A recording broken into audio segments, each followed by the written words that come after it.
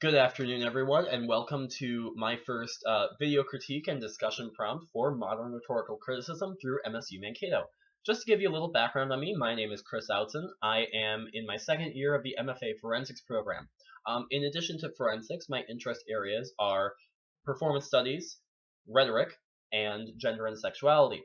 I've taken performance classes, I've taken gender classes, but I've never actually taken a really in-depth rhetoric class. So I'm really excited for this class to see your projects and to see how my project develops and to just learn more about the process of rhetorical criticism.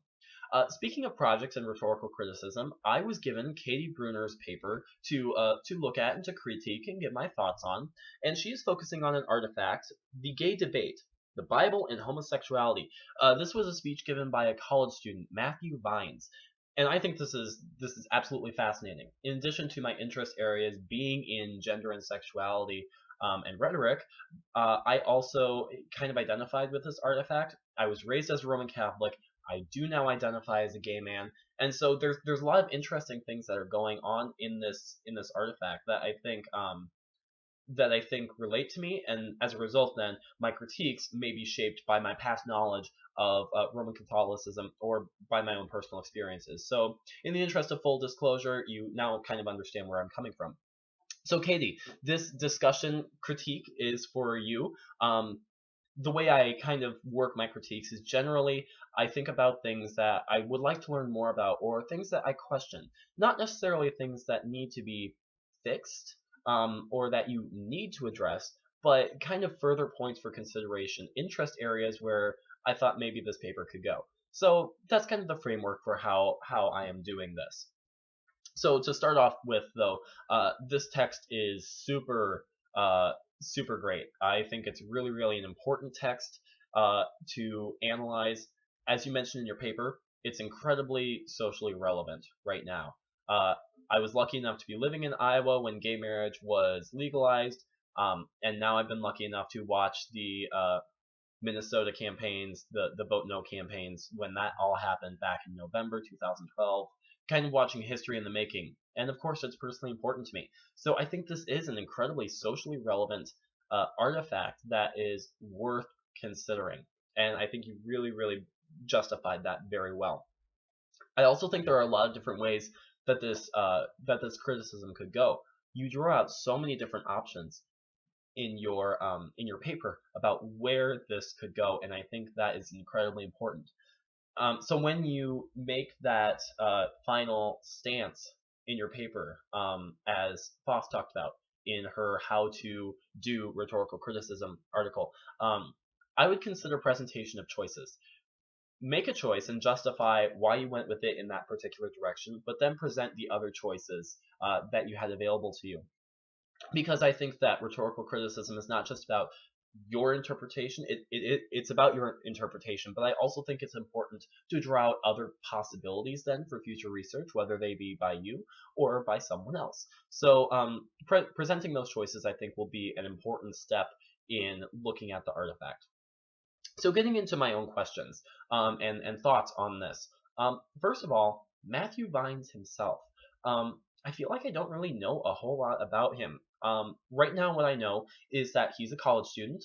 He took 2 years off in order to complete this study or this speech that he gave. He identifies as a gay Christian. But other than that, I don't really know a lot about him. So really, for me, his credibility factor is very muddled, and I think credibility is going to be something that's really important to him in terms of overcoming these long-held beliefs and being a gay Christian. He's got a lot to overcome there. So, as a college student, what's his major? What year is he? Is he working on his thesis? Is this just an interest area for him? What kind of a student is he? We don't really know. He doesn't have the credibility for scriptural interpretation that I guess I would have expected for him. And he may be coming up against some church tradition in that regard. If you think about the Roman Catholic Church, the reason the Pope is infallible, we say the Pope is infallible because of his interpretations. His interpretations of Scripture and of religious beliefs are infallible. He's the end-all, be-all. And so when he is when Vines is doing that, he's coming up against possibly years of church tradition saying that the only people who can legitimately interpret the scriptures are priests all the way up through the Vatican. So that may be different in some of the other Christian denominations, though. So that may be something that I'm coming from my Catholic background. But the point is, he is not a religious figure. He is not necessarily an expert in religious studies. So what's his credibility factor?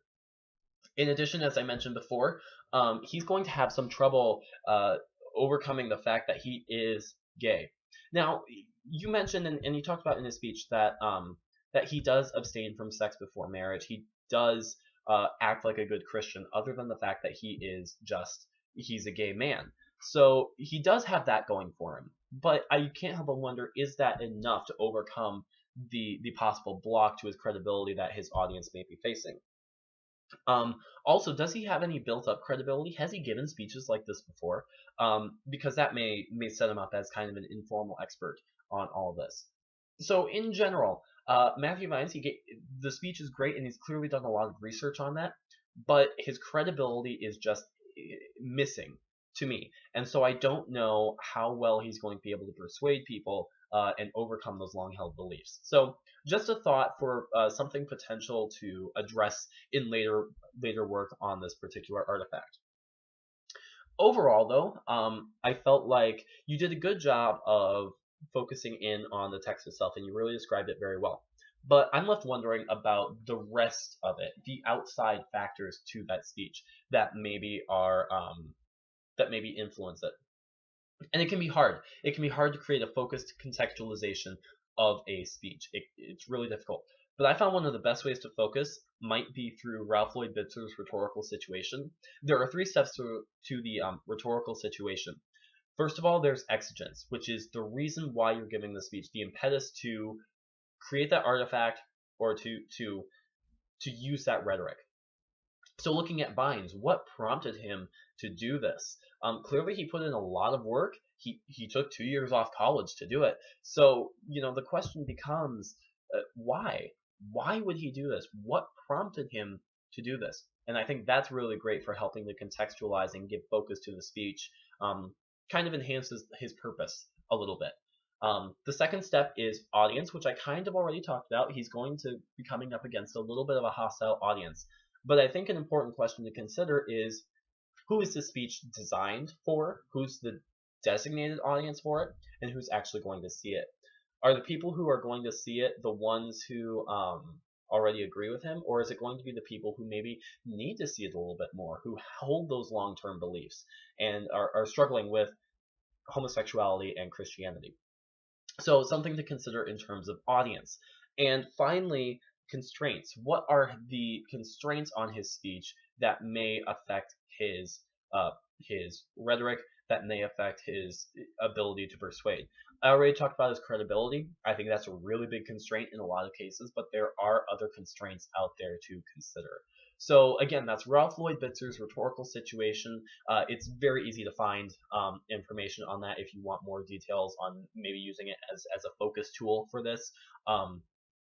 But I think a little bit more contextualization on the outside factors would really help me to conceptualize the speech as a whole and figure out where it's coming from.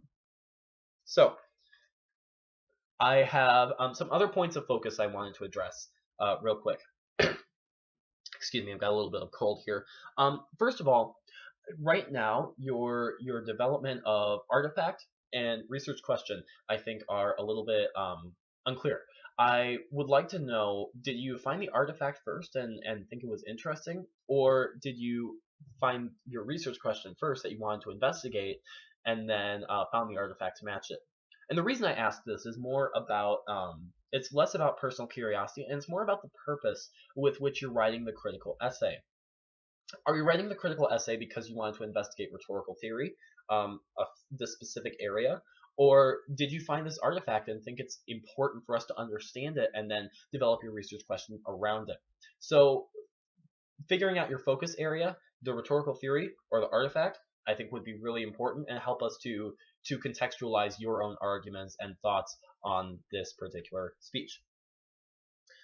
Speaking of your research question, right now I feel like it's going in two directions maybe, and I think that you need to pick a direction to focus. Just for everyone's reference, your research question right now is, how does one design a persuasive message for an audience that may be unwilling to accept a challenge to long-held beliefs, such as that of the scriptural condemnation of homosexuality in the Bible?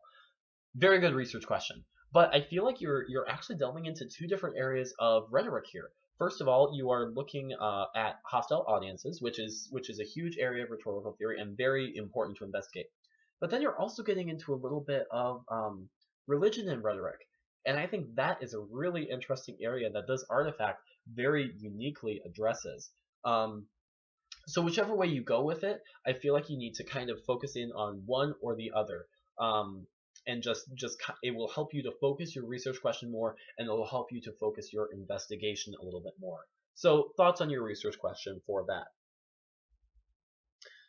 It seems like there are a couple of different focuses going on, and this comes back down to those presentation of choices that I mentioned earlier, in that you could take this so many different ways. But there were two key areas that I think you were really developing well. First of all, you brought out a lot of interpretations over time, and this would be in Vine's speech as well. There's lots of talk about how meanings have changed over time, kind of the historical development of current Bible interpretations, and using those to debunk some of the some of the stances on homosexuality, and that's a really great way to go.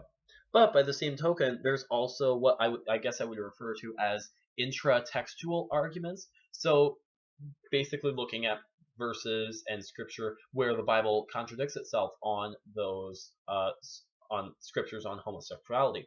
Some of them are against it, apparently. Some of them counteract those, and so that's an interesting area in and of itself. And I can't help but wonder if it's going to be possible to focus on both. It may be possible. It may be possible to weave those together into a cohesive message. But I worry that it might be a little bit too much to tackle in one critical essay. And related to that, I worry that it might be too much for any particular method that you would find or formulate. Looking at the intratextual arguments and then historical development of terms, to me it doesn't. To me, they don't match. And I wonder about being able to find a method that would work for both of those focuses, if you will. I'm not saying it's not possible, but I think it is something important to consider. So think about that, and think about it especially in terms of your methods. Just think about the way in which it's meant to be focused, and what types of arguments of Vines do you really, really want to focus on. So really, I think that if I could summarize my critique of your paper overall, it's great. I think that you brought out so many different options for all of this.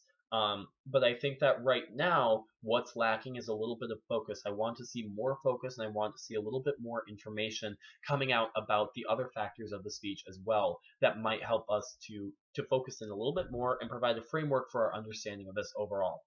So in conclusion, those are my thoughts. Overall, like I said, I love this artifact. I like my personal connection to it, so there's that. But I also think it's so socially relevant and so important for us to discuss. Think about focus. Think about your research question. Think about further contextualization of factors outside of the text itself. Keep working on this. I think it's going to be a great project in the end. Really, really excited to see where this goes. So thank you so much, Katie, for a very interesting read, and thanks to all of you for listening in on my first discussion prompt.